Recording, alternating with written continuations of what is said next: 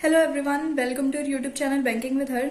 इस वीडियो में मैं आपके साथ आगे आने वाले 10 दिनों की स्ट्रैटेजी शेयर करूंगी for IBPS RRB clerk mains. और ये जो पूरी स्ट्रैटेजी है वो मैंने बनाई है 13 सितंबर से लेकर 22 सितंबर तक, और 10 दिन का है पूरा। और 23 को आप रेस्ट ले सकते हो अगर आपको लेना है तो, या फिर आप करंट अफेयर्स पढ़ सकते हो, या फिर मे भी ऐसा हो सकता है कि सेंटर थोड़ा दूर आ जाए तो 23 को ट्रैवल करना पड़ जाए, क्योंकि एक्सपेक्टेड डेट 24 सितंबर है।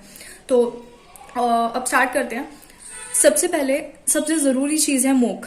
मेंस के मॉक देने हैं, डेली का एक मॉक पक्का देना है। मतलब ऐसा नहीं करना कि आज मॉक दे रहे हो नेक्स्ट डे एनालिसिस कर रहे हो, ऐसे नहीं। आज मॉक दिया आज ही उसका एनालिसिस करना है। क्या 2 घंटे का मॉक है जिसमें से करंट अफेयर्स अटेम्प्ट नहीं करने हैं आपको, ठीक है। कंप्यूटर सेक्शन अटेम्प्ट करना है, पर उसमें तुक्के नहीं मारने हैं। जो पढ़ा हुआ है, लग रहा है कि क्वेश्चन आता है तो ही उसको करना, अदरवाइज को स्किप कर देना।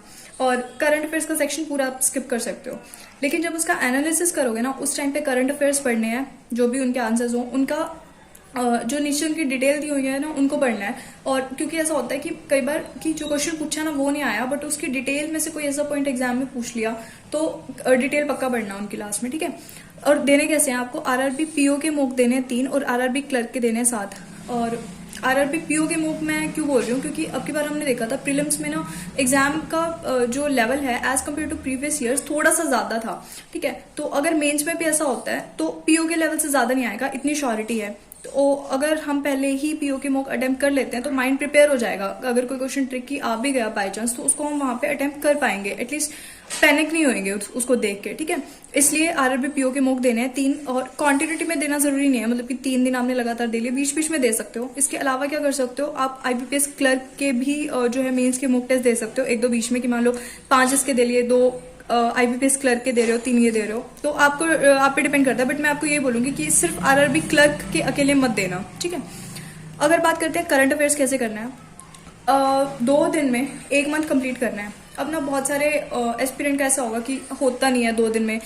देखो, आप नहीं करोगे ना तो कोई और कर लेगा, कोई ना कोई पढ़ रहा होगा इस टाइम पे भी, ठीक है। तो आपको जॉब की जरूरत है ना। आईबीपीएस वालों के पास तो बहुत सारे एस्पिरेंट है, वो तो किसी को भी ले लेंगे जो अच्छा स्कोर करेंगे। एफर्ट्स आपको करने की जरूरत है इस टाइम पे।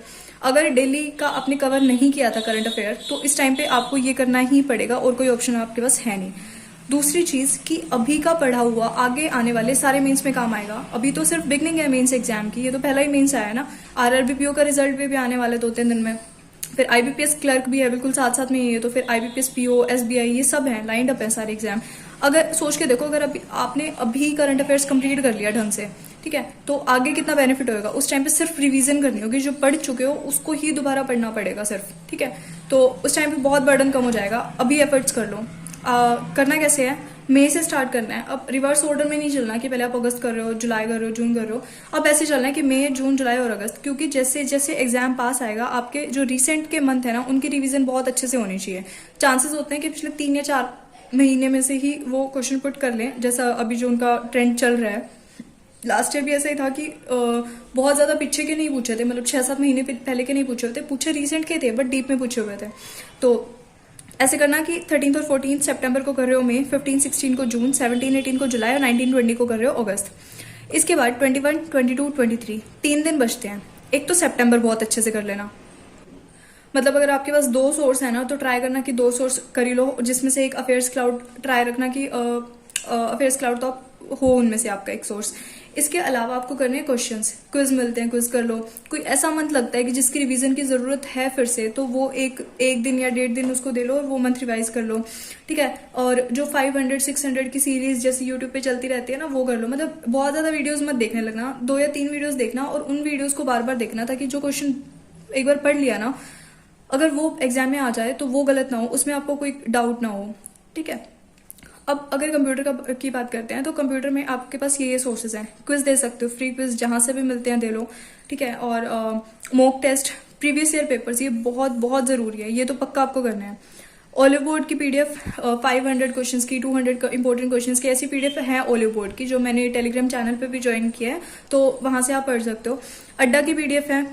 वीडियोस हैं, वीडियोस में आप क्या कर, एक जो अरोड़ा एजुकेटर हैं उनकी वीडियोस हैं, उनकी ना स्पेसिफिक वीडियोस हैं, लाइक आरआरबी पीओ और आरआरबी क्लर्क के लिए प्रीवियस ईयर क्वेश्चन पेपर्स की, वो वीडियोस तो पक्का देख के जाना। और एटलीस्ट मान लो आपने कोई भी 5 सोर्स लिए हैं, ठीक है, उन 5 सोर्स की आपकी 2 बार रिवीजन होनी चाहिए। जैसे एक बार पढ़ लिया, ठीक है, उसके बाद 2 बार आपको वही सोर्सेज पढ़ने हैं, उसके बाद आपको नेक्स्ट पे स्विच करना है, ताकि जो क्वेश्चन पढ़ लिया ना वो गलत ना हो। ठीक है, अब मान लो आप 10 सोर्स पढ़ रहे हो, 10 सोर्स को आपने एक बार ही पढ़ा है, अब वहां पे कोई क्वेश्चन आ गया, आप कंफ्यूज हो जाओगे, क्या फायदा हो उनको पढ़ने का, कोई बेनिफिट नहीं है। लेकिन अगर 5 सोर्स में से आप 15 से 20 क्वेश्चन भी कराते हो तो एटलीस्ट आपकी सेक्शनल निकल जाएगी, सेक्शनल की वजह से आप कंप्यूटर में नहीं रुकोगे।